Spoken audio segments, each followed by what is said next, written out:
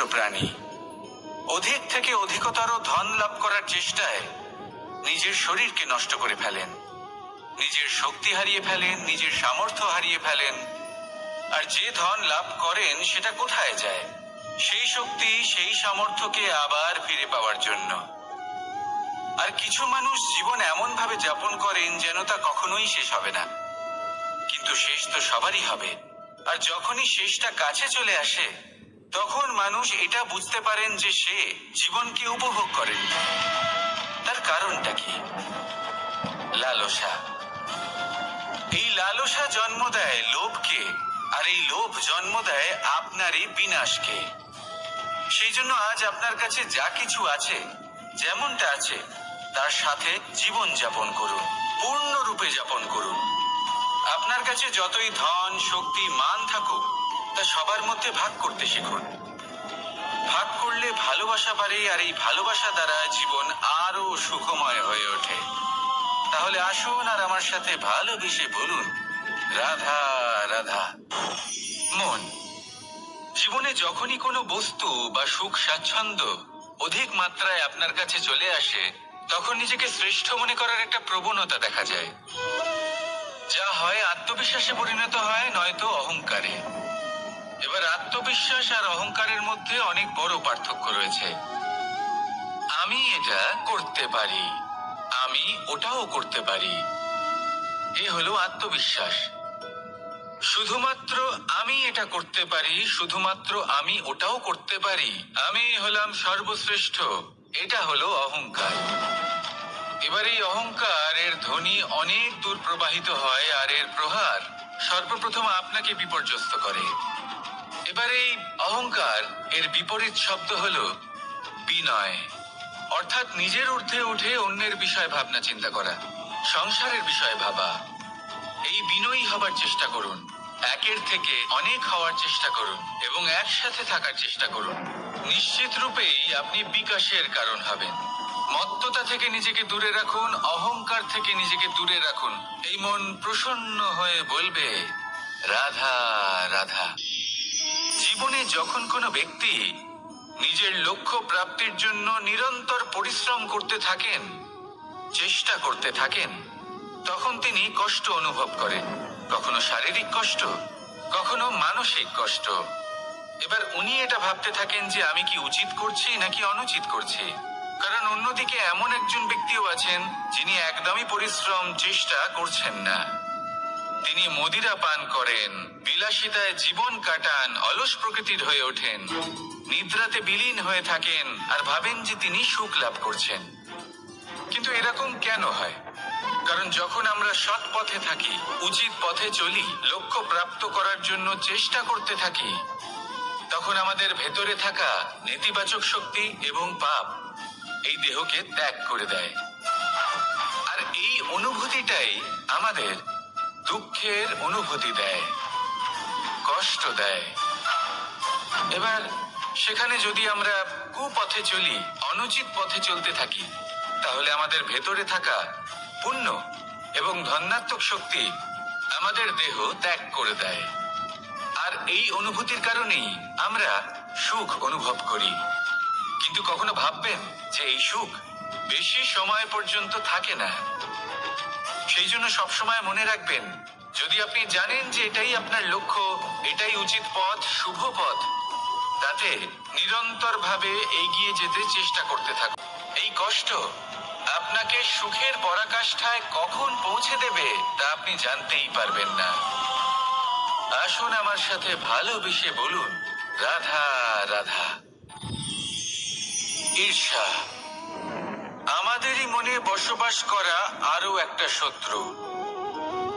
তবে এই শত্রু কখনো কখনো আমাদের জন্য লাভদায়কও হতে পারে, কিন্তু যদি আমরা সতর্ক না থাকি তাহলে সেটা ততটাই ঘাতক হয়ে উঠতে পারে।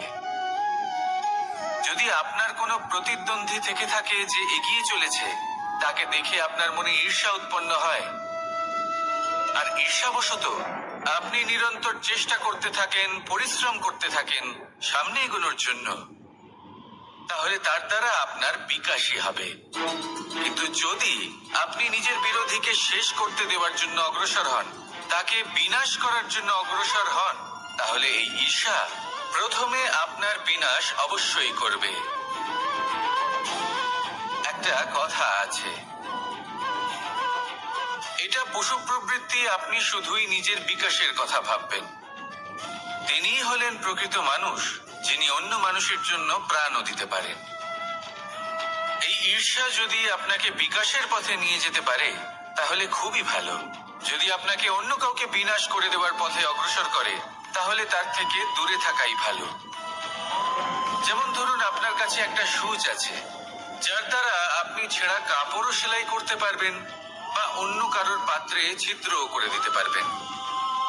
আপনি কি চাইবেন, নিজের বিকাশ নাকি অন্য কারোর বিনাশ? সিদ্ধান্ত আপনারই। আসুন আর আমার সাথে ভালোবেসে বলুন, রাধা রাধা। বিষ এবং অমৃত, এর ভিত্তিতেই সংসার চক্র চলতে থাকে। যখন সমুদ্র মন্থন হয়েছিল তখন এই দুই প্রাপ্ত হয়েছিল। প্রথমে বিষ পাওয়া গেল, তারপর অমৃত। জীবন মন্থন করলেও এগুলো লাভ করা যায়। এবার এই যে বিষ, তা হলো অমৃতের থেকে অনেক বেশি শক্তিশালী এবং সেই জন্যই অনেক বেশি ঘাতকও। এবার বোঝার চেষ্টা করি এই বিষ আসলে কি। যে কোনো বস্তু বা কোনো ভাব যদি মাত্রার থেকে বেশি পরিমাণে আপনার কাছে থাকে, প্রয়োজনের থেকে বেশি আপনার কাছে থাকে, তাহলে সেটা আপনার কাছে বিষ সমান হতে পারে। তা সে ধন হোক, শক্তি হোক, সম্মান হোক, ইত্যাদি ইত্যাদি। যদি আপনার কাছে এমন কিছু থেকে থাকে যা মাত্রার থেকে বেশি পরিমাণে আপনার কাছে আছে, তাহলে তাকে ভাগ করতে শিখুন। যদি আপনি ভাগ করতে শিখে যান তাহলে এই বিষই আপনার জন্য অমৃতে পরিণত হবে, আর তাদের কাছেও অমৃত সমান হয়ে উঠবে যাদের এই সাহায্যের প্রয়োজন। তাহলে ভাগ করে নিতে শিখুন আর আমার সাথে ভালোবেসে বলুন, রাধা রাধা। কোনো বাড়িতে, কোনো পরিবারে যখন কারোর জন্ম হয় তখন তা কত সুখের মুহূর্ত হয়। সেই ছোট্ট সন্তান যখন কিছুটা বড় হয় সে হাঁটার চেষ্টা করে, আর সেই প্রক্রিয়াতেও খুব বড় একটা শিক্ষা লুকিয়ে রয়েছে, ঠেলে দেওয়া। যখন আপনি হাঁটতে চান, সামনে এগোতে চান, তখন আপনি কি করেন? নিজের পায়ের তলার যে মাটি তাকে আপনি পেছনে ঠেলে দেন। ব্যাস, এই একই জিনিস তো জীবনেও শিখতে হবে। এবার যদি আপনি জ্ঞানের পথে অগ্রসর হতে চান তাহলে অজ্ঞানতাকে পেছনে সরিয়ে দিতে হবে। যদি আপনি প্রকাশের দিকে এগোতে চান তাহলে অন্ধকারকে পেছনে সরিয়ে দিতে হবে। যদি আপনি ভবিষ্যতে সফল হতে চান তাহলে অতীতের যে অসফলতাগুলিকে পেছনে সরিয়ে দিতে হবে। যে জল বইতে বইতে থেমে যায় তাকে আমরা নালা বলে থাকি, তার থেকে দুর্গন্ধ বের হয়। কিন্তু যে জল বইতেই থাকে তাকেই আমরা পবিত্র জল বলি। তাহলে আপনিও কর্ম করতে থাকুন, কখনো থামবেন না। আর আমার সাথে ভালোবেসে বলুন, রাধা রাধা।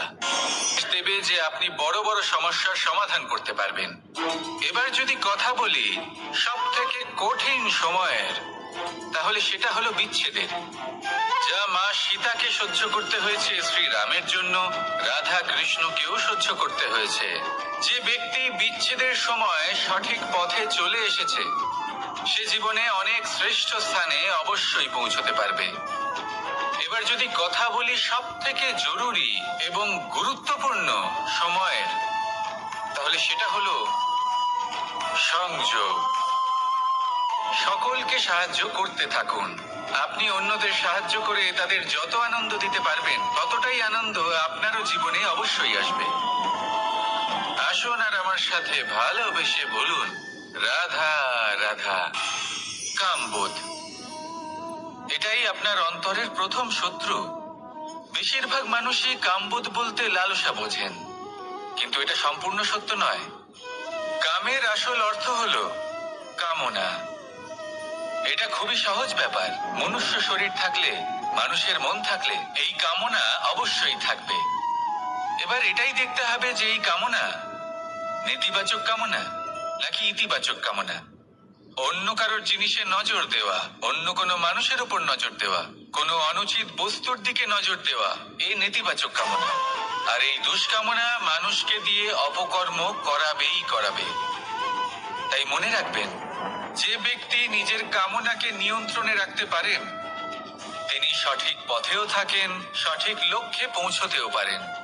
যিনি কামনা নিয়ন্ত্রণে রাখতে পারেন না তিনি তার পথও হারিয়ে ফেলেন এবং লক্ষ্যচ্যুতও হন। তাই মনে রাখবেন, নিজের কামনাগুলিকে নিয়ন্ত্রণে রাখুন।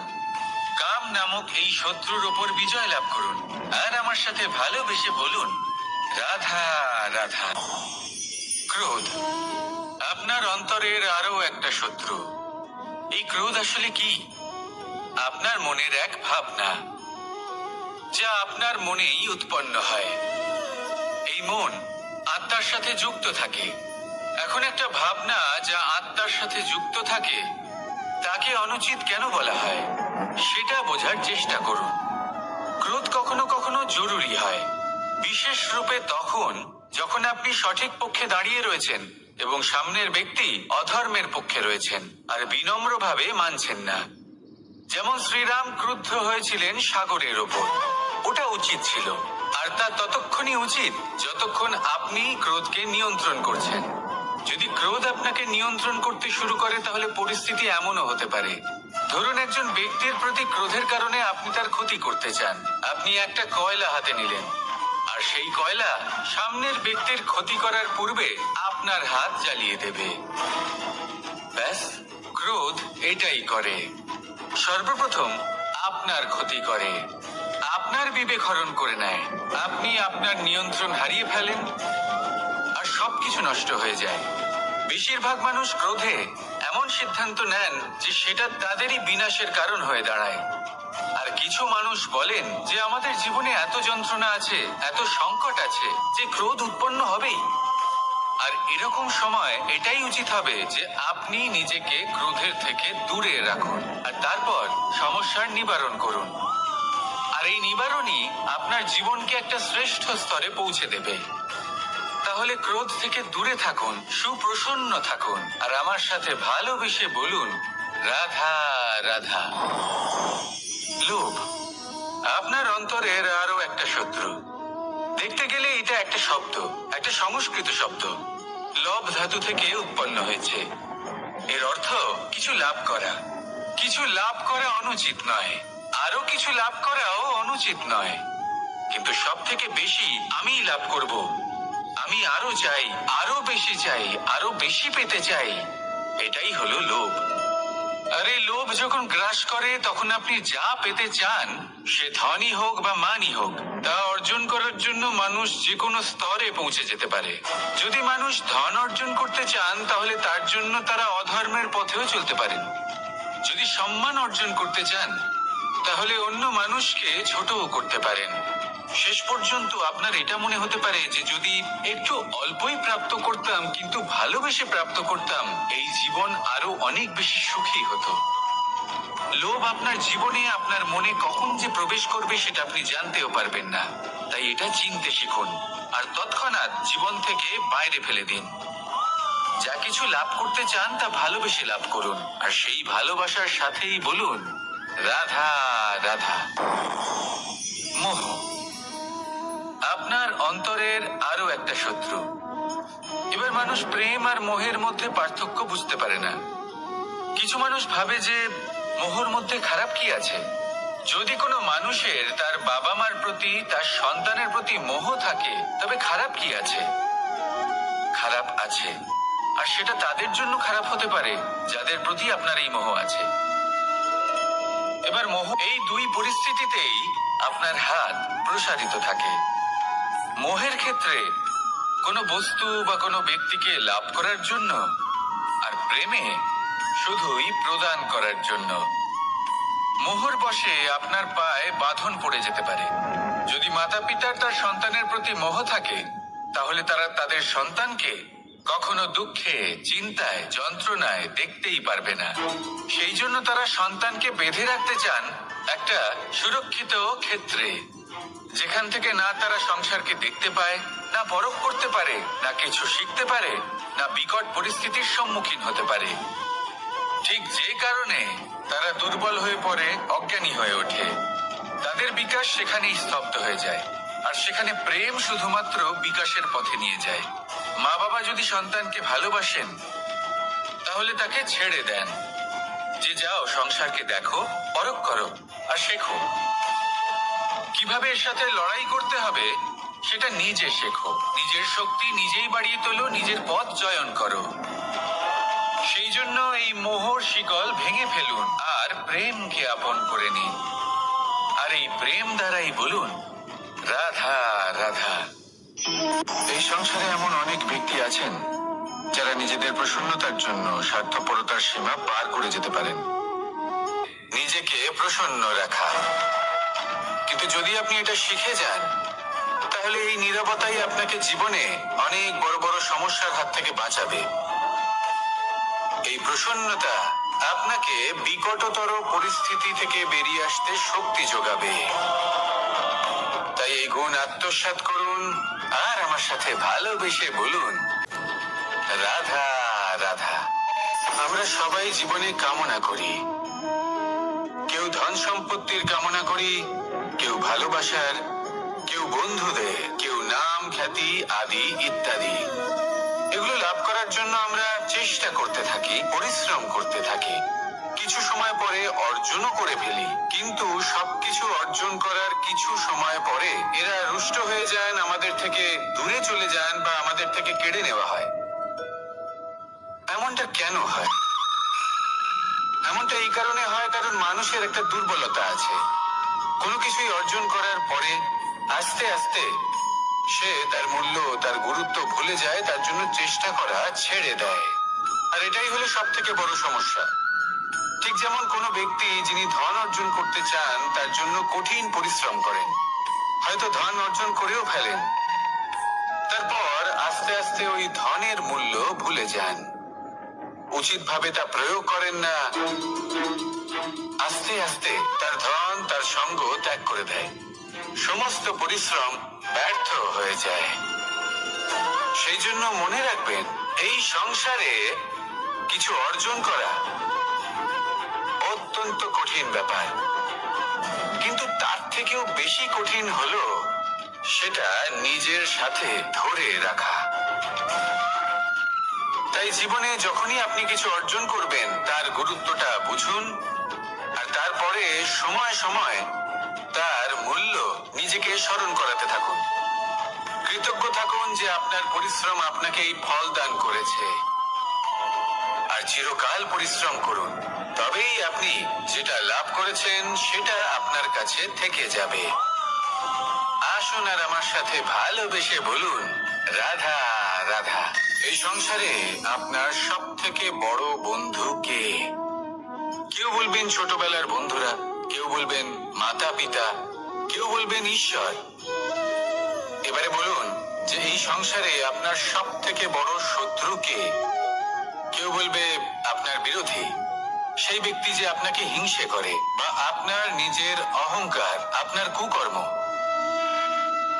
আমি বলবো যে এই সংসারে আপনার সব থেকে বড় বন্ধু হলো আপনার নিজের মন। এই চঞ্চল মনকে যদি আপনি নিয়ন্ত্রণ করতে শিখতে পারেন তাহলে এর থেকে বড় বন্ধু এই সংসারে আপনি কোথাও পাবেন না। সেখানেই যদি এই মন আপনাকে বশ করে ফেলে তাহলে সংসারে এর থেকে বড় শত্রুও আপনি কোথাও পাবেন না। সেই জন্য এই সংসারকে নিয়ন্ত্রণ করার চেষ্টা ত্যাগ করুন। প্রথমে এই মনকে নিয়ন্ত্রণ করতে শিখে যান, তাহলে এই জীবন নিজে থেকেই সাফল্যের পথে অগ্রসর হবে। আর তখন এই মন প্রসন্ন হয়ে বলবে, রাধা রাধা। সংসারে যদি আপনি শুভ কিছু অর্জন করতে চান তাহলে দুটি পথ আছে। প্রথম হলো ধর্ম আর দ্বিতীয় হলো কর্ম। কিছু ব্যক্তি এমন কথাও বলেন যে আমরা তো ধর্মের পথেই অগ্রসর ছিলাম, আমরা তো লক্ষ্য প্রাপ্ত করতে পারলাম না, বরং আমাদের নিন্দা হলো। এবার এরকমটা ঠিক কেন হয়?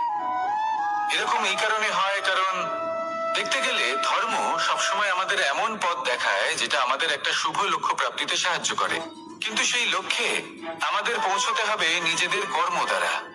যদি আপনি ধর্মের পথে অগ্রসর হয়ে থাকেন তাহলে আপনাকে কর্মও করতে হবে। যদি ধর্মের পথে চলেন কিন্তু কর্ম না করেন তাহলে লক্ষ্য প্রাপ্তি হবে না। ঠিক সেইভাবেই যদি আপনি কর্ম করতে থাকেন কিন্তু ধর্মের পথে না চলেন তাও লক্ষ্য প্রাপ্তি হবে না। মনে রাখবেন যে ধর্ম এবং কর্ম হলো একটি মুদ্রার দুই পিঠের সমান। এদের নিজের জীবনে আত্মসাৎ করুন এবং অগ্রসর হন। এই সংসারের প্রত্যেক লক্ষ্য আপনার হবে। আসুন আমার সাথে ভালোবেসে বলুন, রাধা রাধা। প্রত্যেক মানুষ জীবনযাপন করেন কিন্তু প্রত্যেক মানুষ বেঁচে থাকার রসদ জোগাড় করতে পারেন না। তাহলে কি করা যায়? জীবনের রসদ কিভাবে জোগাড় করা যায়? কিভাবে আমাদের চেষ্টা করে যাওয়া উচিত? আমাদের কি করা উচিত? কিছু কাজ আছে যেগুলো আপনাদের করতে হবে। সর্বপ্রথম, জীবনে যখনই কোনো সমস্যা আসবে তখন নিরপেক্ষভাবে তার সম্মুখীন হন। তা সে যে সমস্যাই হোক, সেটা সমাধান করার জন্য আপনাকে শুভ পথ নির্বাচন করতেই হবে। তারপরে যদি আপনার হাতে কখনো ক্ষমতা আসে সেই মুহূর্তে আরো বেশি বিনম্র থাকতে হবে। আপনি ধন অর্জন করলে তখন অহংকার জাগ্রত হতে দিলে চলবে না। আপনি যদি শক্তিশালী হয়ে ওঠেন তাও অহংকার জাগ্রত হলে চলবে না।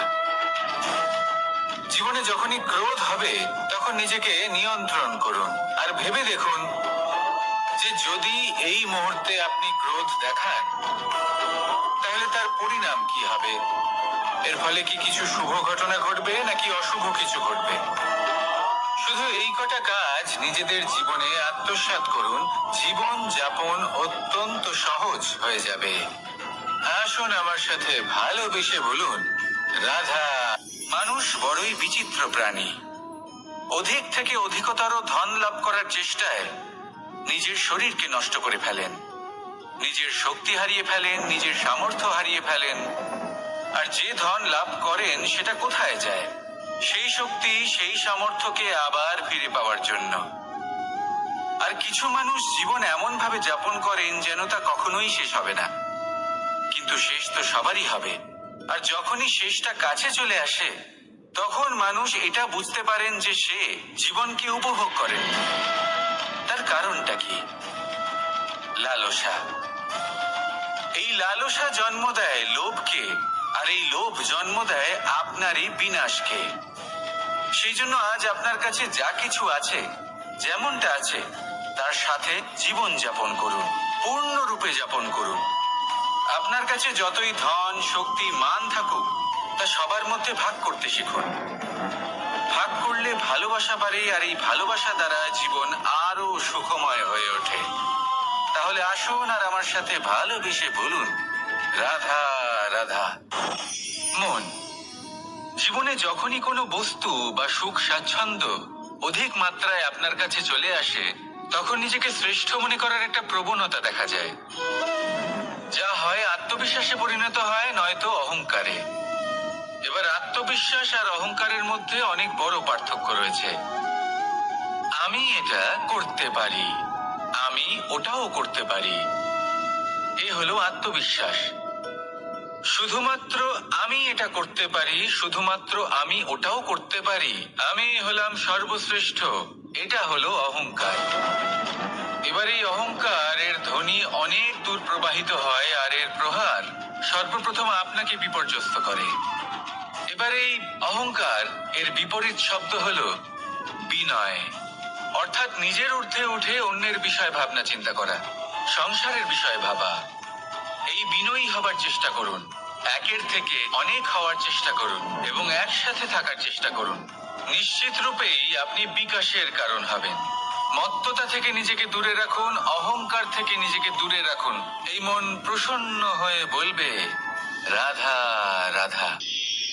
জীবনে যখন কোনো ব্যক্তি নিজের লক্ষ্য প্রাপ্তির জন্য নিরন্তর পরিশ্রম করতে থাকেন, চেষ্টা করতে থাকেন, তখন তিনি কষ্ট অনুভব করেন, কখনো শারীরিক কষ্ট, কখনো মানসিক কষ্ট। এবার উনি এটা ভাবতে থাকেন যে আমি কি উচিত করছি নাকি অনুচিত করছি। কারণ অন্যদিকে এমন একজন ব্যক্তিও আছেন যিনি একদমই পরিশ্রম চেষ্টা করছেন না। তিনি মদিরা পান করেন, বিলাসিতায় জীবন কাটান, অলস প্রকৃতির হয়ে ওঠেন, নিদ্রাতে বিলীন হয়ে থাকেন আর ভাবেন যে তিনি সুখ লাভ করছেন। কিন্তু এরকম কেন হয়? কারণ যখন আমরা সৎ পথে থাকি, উচিত পথে চলি, লক্ষ্য প্রাপ্ত করার জন্য চেষ্টা করতে থাকি, তখন আমাদের ভেতরে থাকা নেতিবাচক শক্তি এবং পাপ এই দেহকে ত্যাগ করে দেয়। আর এই অনুভূতিটাই আমাদের দুঃখের অনুভূতি দেয়, কষ্ট দেয়। এবার সেখানে যদি আমরা কুপথে চলি, অনুচিত পথে চলতে থাকি, তাহলে আমাদের ভেতরে থাকা পুণ্য এবং ধনাত্মক শক্তি আমাদের দেহ ত্যাগ করে দেয়। আর এই অনুভূতির কারণেই আমরা সুখ অনুভব করি। কিন্তু কখনো ভাববেন যে এই সুখ বেশি সময় পর্যন্ত থাকে না। সেই জন্য সবসময় মনে রাখবেন, যদি আপনি জানেন যে এটাই আপনার লক্ষ্য, এটাই উচিত পথ, শুভ পথ, তাতে নিরন্তরভাবে এগিয়ে যেতে চেষ্টা করতে থাকুন। এই কষ্ট আপনাকে সুখের পরাকাষ্ঠায় কখন পৌঁছে দেবে তা আপনি জানতেই পারবেন না। আসুন আমার সাথে ভালোবেসে বলুন, রাধা রাধা। ঈর্ষা আমাদেরই মনে বসবাস করা আরো একটা শত্রু। তবে এই শত্রু কখনো কখনো আমাদের জন্য লাভদায়কও হতে পারে। কিন্তু যদি আমরা সতর্ক না থাকি, তাহলে সেটা ততটাই ঘাতক হয়ে উঠতে পারে। যদি আপনার কোনো প্রতিদ্বন্দ্বী থেকে থাকে যে এগিয়ে চলেছে, তাকে দেখে আপনার মনে ঈর্ষা উৎপন্ন হয়, আর ঈর্ষাবশত আপনি নিরন্তর চেষ্টা করতে থাকেন, পরিশ্রম করতে থাকেন সামনে এগোনোর জন্য, তাহলে তার দ্বারা আপনার বিকাশই হবে। কিন্তু যদি আপনি নিজের বিরোধীকে শেষ করতে দেওয়ার জন্য অগ্রসর হন, তাকে বিনাশ করার জন্য অগ্রসর হন, তাহলে এই ঈর্ষা প্রথমে আপনার বিনাশ অবশ্যই করবে। একটা কথা আছে, এটা পশু প্রবৃত্তি, আপনি শুধুই নিজের বিকাশের কথা ভাববেন। তিনিই হলেন প্রকৃত মানুষ, যিনি অন্য মানুষের জন্য প্রাণও দিতে পারেন। এই ঈর্ষা যদি আপনাকে বিকাশের পথে নিয়ে যেতে পারে, তাহলে খুবই ভালো। যদি আপনাকে অন্য কাউকে বিনাশ করে দেওয়ার পথে অগ্রসর করে, তাহলে তার থেকে দূরে থাকাই ভালো।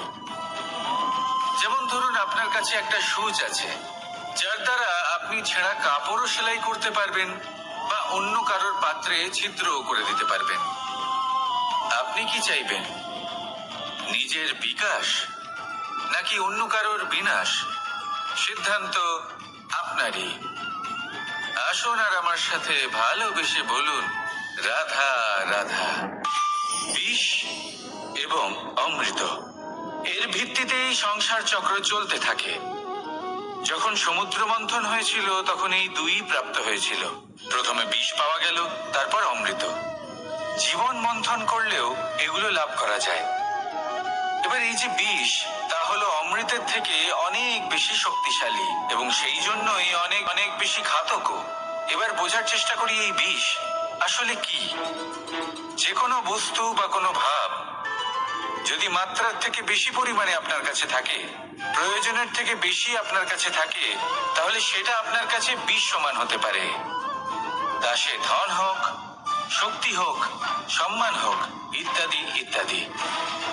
যদি আপনার কাছে এমন কিছু থেকে থাকে যা মাত্রার থেকে বেশি পরিমাণে আপনার কাছে আছে, তাহলে তাকে ভাগ করতে শিখুন। যদি আপনি ভাগ করতে শিখে যান, তাহলে এই বিষই আপনার জন্য অমৃতে পরিণত হবে, আর তাদের কাছেও অমৃত সমান হয়ে উঠবে যাদের এই সাহায্যের প্রয়োজন। তাহলে ভাগ করে নিতে শিখুন আর আমার সাথে ভালোবেসে বলুন, রাধা রাধা। কোনো বাড়িতে, কোনো পরিবারে যখন কারোর জন্ম হয়, তখন তা কত সুখের মুহূর্ত হয়। সেই ছোট্ট সন্তান যখন কিছুটা বড় হয়, সে হাঁটার চেষ্টা করে, আর সেই প্রক্রিয়াতেও খুব বড় একটা শিক্ষা লুকিয়ে রয়েছে, ঠেলে দেওয়া।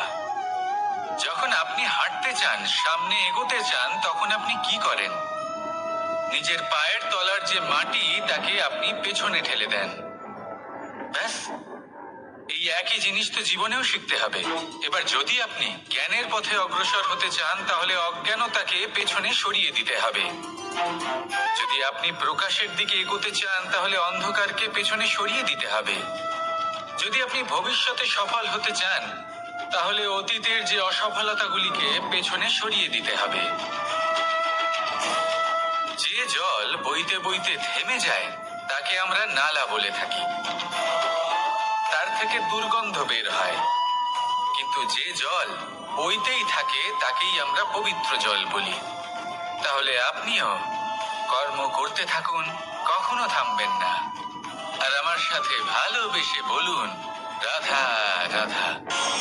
যোগাসন। যোগাসনে আসন অত্যন্ত থাকলে, মানুষের মন থাকলে এই কামনা অবশ্যই থাকবে। এবার এটাই দেখতে হবে যে এই কামনা নেতিবাচক কামনা নাকি ইতিবাচক কামনা। অন্য কারোর জিনিসে নজর দেওয়া, অন্য কোনো মানুষের উপর নজর দেওয়া, কোনো অনুচিত বস্তুর দিকে নজর দেওয়া, এই নেতিবাচক কামনা। আর এই দুষ্কামনা মানুষকে দিয়ে অপকর্ম করাবেই করাবে। তাই মনে রাখবেন, যে ব্যক্তি নিজের কামনাকে নিয়ন্ত্রণে রাখতে পারেন তিনি সঠিক পথেও থাকেন, সঠিক লক্ষ্যে পৌঁছতেও পারেন। যিনি কামনা নিয়ন্ত্রণে রাখতে পারেন না তিনি তার পথও হারিয়ে ফেলেন এবং লক্ষ্যচ্যুতও হন। তাই মনে রাখবেন, নিজের কামনাগুলিকে নিয়ন্ত্রণে রাখুন। কাম নামক এই শত্রুর ওপর বিজয় লাভ করুন। আর আমার সাথে ভালোবেসে বলুন, রাধা রাধা। ক্রোধ আপনার অন্তরের আরো একটা শত্রু। এই ক্রোধ আসলে কি? আপনার মনের এক ভাবনা, যা আপনার মনেই উৎপন্ন হয়। এই মন আত্মার সাথে যুক্ত থাকে। এখন একটা ভাবনা যা আত্মার সাথে যুক্ত থাকে তাকে অনুচিত কেন বলা হয় সেটা বোঝার চেষ্টা করুন।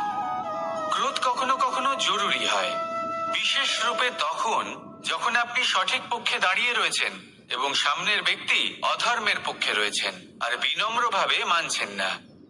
যেমন শ্রীরাম ক্রুদ্ধ হয়েছিলেন সাগরের ওপর, ওটা উচিত ছিল। আর তা ততক্ষণই উচিত যতক্ষণ আপনি ক্রোধকে নিয়ন্ত্রণ করছেন। যদি ক্রোধ আপনাকে নিয়ন্ত্রণ করতে শুরু করে তাহলে পরিস্থিতি এমনও হতে পারে, ধরুন একজন ব্যক্তির প্রতি ক্রোধের কারণে আপনি তার ক্ষতি করতে চান। আপনি একটা কয়লা হাতে নিলেন আর সেই কয়লা সামনের ব্যক্তির ক্ষতি করার পূর্বে আপনার হাত জ্বালিয়ে দেবে।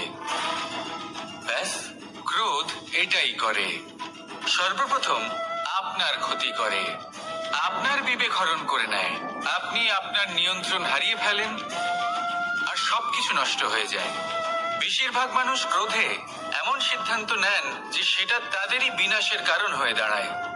আর কিছু মানুষ বলেন যে আমাদের জীবনে এত যন্ত্রণা আছে, এত সংকট আছে যে ক্রোধ উৎপন্ন হবেই। আর এরকম সময় এটাই উচিত হবে যে আপনি নিজেকে ক্রোধের থেকে দূরে রাখুন আর তারপর সমস্যার নিবারণ করুন। আর এই নিবারণই আপনার জীবনকে একটা শ্রেষ্ঠ স্তরে পৌঁছে দেবে। তাহলে ক্রোধ থেকে দূরে থাকুন, সুপ্রসন্ন থাকুন আর আমার সাথে ভালোবেসে বলুন, রাধা রাধা। লোভ আপনার অন্তরের আরো একটা শত্রু। দেখতে গেলে এটা একটা শব্দ, একটা সংস্কৃত শব্দ। লব ধাতু থেকে উৎপন্ন হয়েছে। এর অর্থ কিছু লাভ করা। কিছু লাভ করা অনুচিত নয়, আরো কিছু লাভ করাও অনুচিত নয়, কিন্তু সব থেকে বেশি আমি লাভ করব। আমি আরো চাই, আরো বেশি চাই, আরো বেশি পেতে চাই। এটাই হলো লোভ। আর এই লোভ যখন গ্রাস করে তখন আপনি যা পেতে চান, সে ধনই হোক বা মানই হোক, তা অর্জন করার জন্য মানুষ যে কোনো স্তরে পৌঁছে যেতে পারে। যদি মানুষ ধন অর্জন করতে চান তাহলে তার জন্য তারা অধর্মের পথেও চলতে পারেন। যদি সম্মান অর্জন করতে চান তাহলে অন্য মানুষকে ছোটও করতে পারেন। শেষ পর্যন্ত আপনার এটা মনে হতে পারে যে যদি একটু অল্পই প্রাপ্ত করতাম কিন্তু ভালোবেসে প্রাপ্ত করতাম, এই জীবন আরো অনেক বেশি সুখী হতো। লোভ আপনার জীবনে, আপনার মনে কখন যে প্রবেশ করবে সেটা আপনি জানতেও পারবেন না। তাই এটা চিনতে শিখুন আর তৎক্ষণাৎ জীবন থেকে বাইরে ফেলে দিন। যা কিছু লাভ করতে চান তা ভালোবেসে লাভ করুন আর সেই ভালোবাসার সাথেই বলুন, রাধা রাধা।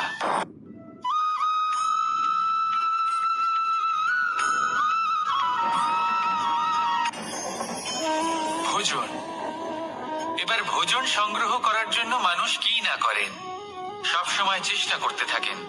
ফসল উৎপাদনের জন্য অনেক পরিশ্রম করতে থাকেন, কিন্তু অনেক সময় অনেক পরিশ্রম করার পরেও ফসল ভালো উৎপাদন হয় না। এর কারণ কি? কারণ হলো এটাই যে আপনি পরিশ্রম হয়তো অনেক করেছেন, কিন্তু আপনার নজর তো সেই বীজের দিকে ছিলই না যা আপনি রোপণ করেছেন। সেই জন্য সব সময় কোনো বীজ রোপণ করার আগে তাকে পরখ করে দেখুন, তা অত্যন্ত আবশ্যক। আর সেইভাবেই যখনই কোনো কর্মের প্রশ্ন আসে, তাহলে সেখানে শুধুমাত্র পরিশ্রম যথেষ্ট নয়। সেই কাজের প্রতি আপনার কর্তব্য কি, আপনার উদ্দেশ্য কি, সেটা জানা হলো অত্যন্ত গুরুত্বপূর্ণ। তাই কর্ম করুন, কিন্তু সেই কর্মের প্রতি আপনার যা উদ্দেশ্য তার মাহাত্ম্য বুঝতে চেষ্টা করুন। তাহলে আসুন আমার সাথে ভালোবেসে বলুন, রাধা রাধা।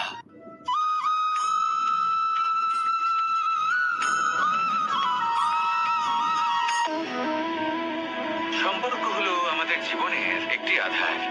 কিছু সম্পর্ক এমন যে আমরা জন্মসূত্রে লাভ করি, যেমন পরিবার, মা, বাবা। কিছু সম্পর্ক আছে যে আমরা জীবনে অর্জন করে থাকি, তা সে প্রেমের হোক, স্নেহের হোক বা বন্ধুত্বের।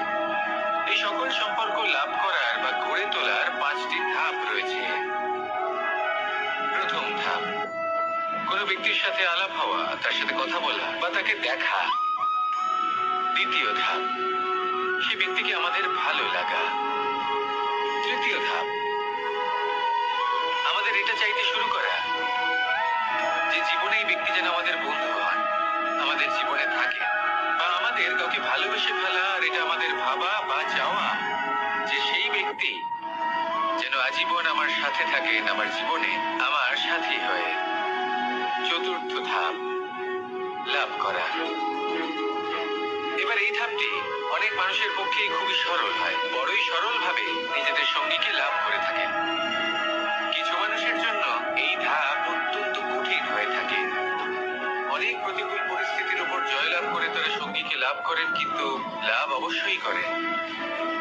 এরপরে আসে পঞ্চম, অন্তিম এবং সব থেকে গুরুত্বপূর্ণ ধাপ।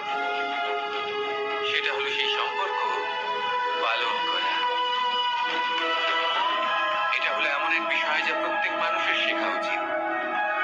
যদি ব্যক্তি নিজের জীবনে সম্পর্ক রক্ষা করতে শিখে যান, তবে প্রত্যেক সম্পর্ক তার জীবনকে স্বর্গ করে তুলবে। আসুন আর আমার সাথে ভালোবেসে বলুন, রাধা রাধা।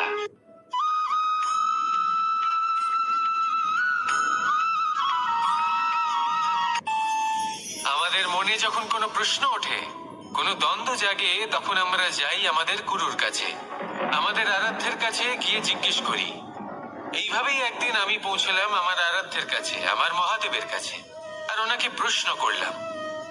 এভাবেই পাথরের ছোট টুকরো, তার খুব বেশি গুরুত্ব থাকে না, কিন্তু যখন অসংখ্য পাথরের টুকরো একত্রিত হয় তখন তা পর্বতের আকার ধারণ করে। সেইভাবেই কিছু মানুষ যখন একত্রিত হন তখন তৈরি হয় পরিবার, কিছু পরিবার যখন একত্রিত হয় তখন তৈরি হয় সমাজ, যখন অনেক সংখ্যক সমাজ একত্রিত হয় তখন তৈরি হয় রাজ্য। এবার এই রাজ্যের সব থেকে গুরুত্বপূর্ণ ব্যক্তি হতে পারেন রাজা, কিন্তু তাও সেই রাজা একা কিছু করতে পারেন না। যুদ্ধ লড়ার সময় তারও নিজের সৈন্যদলকে প্রয়োজন পড়ে। কিন্তু এই সংসারে এমন একজন ব্যক্তি আছেন যিনি একাই সব কাজ করতে থাকেন, এবং সেই ব্যক্তি হলেন মা। আমাদের জীবনে একজন পিতার ভূমিকা কিন্তু নিঃসন্দেহে অমূল্য, কিন্তু আমাদের সকলের জীবনে যে ভূমিকা একজন মায়ের তা অন্য কারোর থাকে না। একজন মা একাই সন্তানকে বড় করতে পারেন, সংস্কারী করে তুলতে পারেন, তার জন্য পরিশ্রম করেন। আর এত কিছু কাজ করার পরেও তার কাজের জন্য তিনি প্রশংসা অবশ্য পান না। উল্টে যদি সেই সন্তান অনুচিত পথে চালিত হয়, অনুচিত কর্ম করে, তখন সেই মাকেই অপবাদের পাত্র হয়ে উঠতে হয়। আমাদের জীবনে মায়ের যোগদান কতটা সেটা বুঝুন। আপনাকে বড় করে তোলার জন্য উনি কতটা পরিশ্রম করেছেন সেটা বুঝুন। আজ থেকে, এখন থেকে, এই মুহূর্ত থেকে মাকে সম্মান করতে শিখুন। যখন সময় পাবেন, যখন সুযোগ হবে, তখন তার প্রশংসা করুন। ওনারও ভালো লাগবে। আর মায়ের এই মমতার জন্য, তার এই ভূমিকার জন্য আসুন সবাই মিলে আমরা তাকে প্রণাম করি। আর সকলে মিলে ভালোবেসে বলি, রাধা রাধা।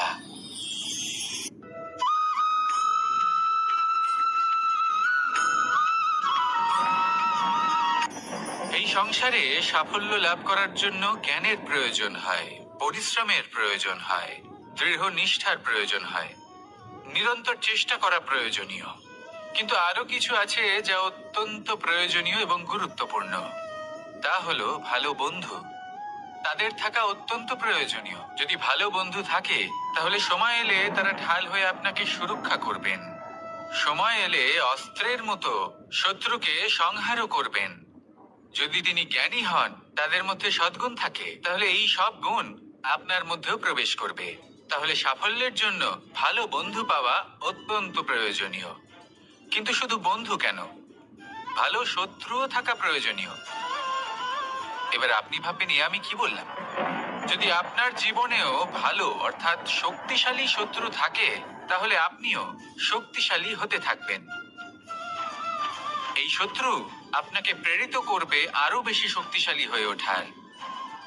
কখনো কোনো হরিণকে দেখুন, তীব্র গতিতে দৌড়তে থাকে।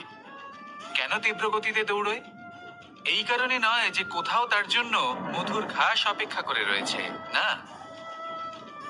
সে এই কারণে তীব্র গতিতে দৌড়য় কারণ সেটা না করলে তার পেছনে একটি সিংহ আছে যে ওকে নিজের ভোজন করে ফেলবে। তাই জীবনে বিপদ, সংকট, এই সব কিছুও হলো অত্যন্ত গুরুত্বপূর্ণ। তার সম্মুখীন হতে শিখুন আর আমার সাথে ভালোবেসে বলুন, রাধা রাধা।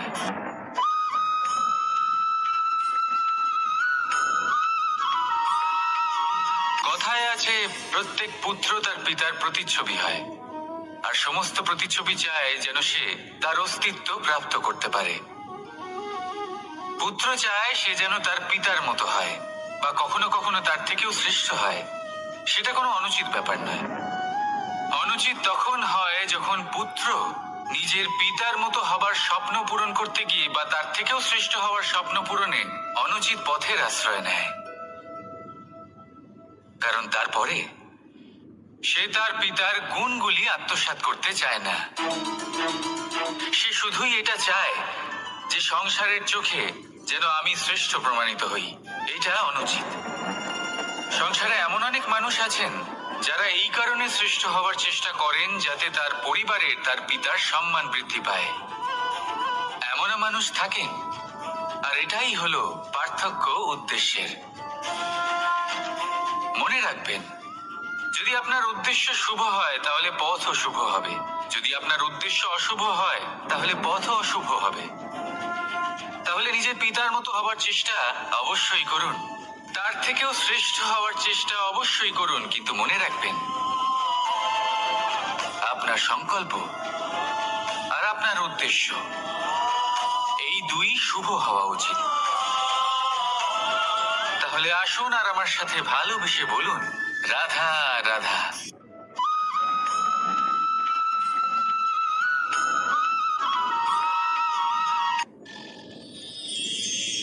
শিশিরের বিন্দু পাতার ওপর পড়ে আর তার গায়ে লেগে থাকে। পাতা তাকে শুষে নিতে পারে না, আর শেষ পর্যন্ত সে ঝরে পড়ে যায়। অন্যদিকে রয়েছে মেঘ এবং চাতক। এদের মধ্যে অনেক দূরত্ব থাকে। মেঘ থাকে আকাশে আর চাতক থাকে ধরিত্রীতে। কিন্তু যখন এই মেঘ থেকে বৃষ্টি ঝরে পড়ে, এই চাতক কিন্তু সেই জলই পান করে, নয়তো সে তৃষ্ণার্ত থেকে যায়। এবার অন্যদিকে দেখলাম শিশির বিন্দু আর পাতার এই সম্পর্ক। এরা খুব কাছাকাছি থাকে, ঘনিষ্ঠও থাকে। অন্যদিকে রয়েছে মেঘ এবং চাতকের সম্পর্ক, যাদের মধ্যে অনেক দূরত্ব থাকা সত্ত্বেও তারা খুব ঘনিষ্ঠ, তাই না? এই সারমর্ম খুব সরল। এই নৈকট্য, এই দূরত্ব, তা আপনার সম্পর্কে প্রভাব কিছুতেই ফেলতে পারে না। এই নৈকট্য, এই দূরত্ব, এইসব হলো শুধুমাত্র মনের ব্যাপার। কখনো আপনি অনুভব করেছেন আপনি কারোর থেকে অনেক অনেক দূরে আছেন, অনেক দূরে আছেন, তাও সেই ব্যক্তির প্রতি আপনি টান অনুভব করেন?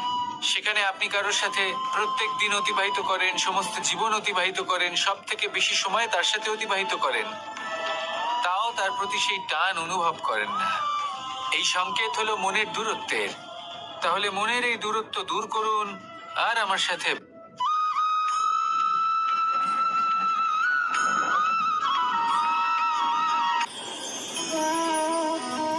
শক্তি এক অত্যন্ত বিচিত্র বস্তু, বা বলতে পারেন অনুভূতি। পিতা সবসময় চান যেন তিনি তার শক্তি পুত্রকে। আসুন আপনাকে সহজে বোঝাই। যদি আপনি সুপাত্র হন আর আপনাকে শক্তি দেওয়া হয়, তাহলে আপনি সেই শক্তির গুরুত্ব বুঝবেন, কোথায় সেই শক্তি প্রয়োগ করা উচিত সেটা বুঝবেন। আর এটা যেহেতু অর্জন করা শক্তি হবে, সেই শক্তির অপব্যবহার হবে না।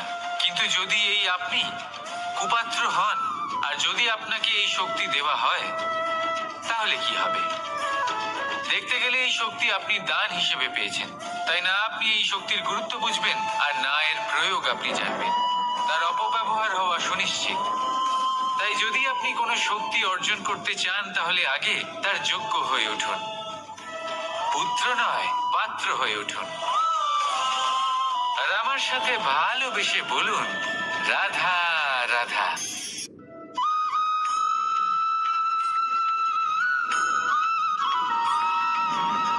ভালোই, শুধু ওনাদের কঠোর ব্যবহার দেখলে আমরা একটু ভয় পেয়ে যাই। এবার ওনাদের এই কঠোর ব্যবহার আমাদের ভালো না লাগলেও অত্যন্ত আবশ্যক, কারণ মাতার থেকে আমরা যে শক্তি লাভ করি তা যেন নিয়ন্ত্রণ হারিয়ে বিধ্বংসী না হয়ে ওঠে। আমরা যেন কোনো কুপথে না চলে যাই, আমরা কখনো যেন দোষ না করে ফেলি। শুধু সেই জন্য পিতা এবং গুরু একটু কঠোর হয়ে ওঠেন, এবং ওনাদের এই কঠোর আচরণ ভবিষ্যতে গিয়ে আমরা অবশ্যই বুঝতে পারি। জীবনে কিছু বছর আমরা এগিয়ে যাই আর তারপর আমরা বুঝতে পারি যে বাবা এবং গুরু আমাদের যথেষ্ট ভালোবাসতেন, কিন্তু ওনাদের ভালোবাসার বহিঃপ্রকাশ আলাদা। প্রয়োজনীয় হলো এটা দেখার, এটা বোঝার যে শুরু থেকে আমাদের প্রতি ওনাদের আচরণ কেমন ছিল। ওনাদের কঠোর হওয়ার পেছনে ওনাদের ভালোবাসাটা বোঝার চেষ্টা করুন, ওনাদের চিন্তাটা বোঝার চেষ্টা করুন, ওনাদের পথ প্রদর্শনের আড়ালে আপনার ভবিষ্যতের জন্য যে পরিকল্পনা ওনারা করেছেন সেটা বোঝার চেষ্টা করুন। তখন আপনারা বুঝতে পারবেন ওনাদের ভালোবাসাকে। আপনার মনের মধ্যে আপনা থেকেই ওনাদের প্রতি সম্মান জেগে উঠবে। নিজের পিতা এবং নিজের গুরু এই দুজনের প্রতি কৃতজ্ঞতা প্রকাশ করুন আর আমার সাথে ভালোবেসে বলুন, রাধা রাধা।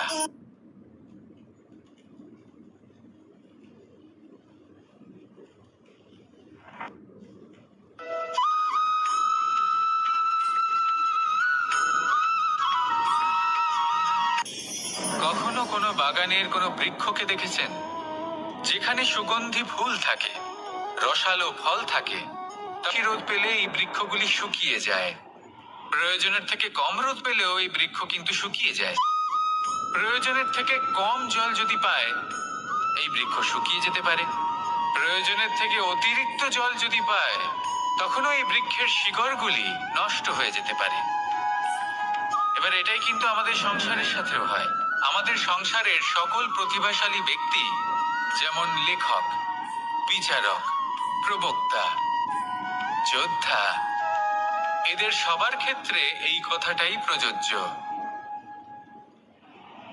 যদি বেশি প্রশংসা করা হয়, তাহলেও এরা হারিয়ে যাবেন। প্রয়োজনের থেকে বেশি যদি নিন্দা করা হয়, তখনও তারা নত হয়ে পড়বেন।